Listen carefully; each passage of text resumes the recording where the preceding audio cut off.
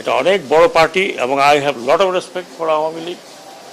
এটা যেটা বললাম যে এটা এই দেশের প্রধান পার্টি একরকম, এক সময় আমাদের মতো বাঙালিদের ভরসার জায়গা ছিল এই পার্টি।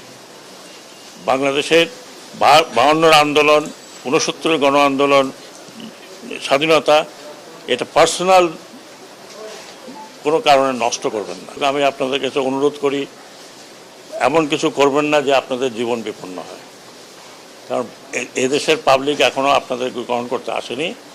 আমি বরং মনে করি আপনারা আপনাদের পার্টি রিঅর্গানাইজ করেন। এই পার্টির অনেক অবদান আছে বাংলাদেশে, এটা আমরা ডিনাই করতে পারি না। পার্টিকে রিঅর্গানাইজ করেন, একটা পলিটিক্যাল পার্টির মতো যেভাবে থাকে, ইলেকশন আসলে ইলেকশন কন্টেস্ট করবেন, জনগণ ভোট দিলে ভোটে যাবেন। এই স্বপ্নটা যদি আপনারা দেখেন তাহলে কি করবেন? আপনারা এই দেশকে আরেকজনের হাতে তুলে দেবেন।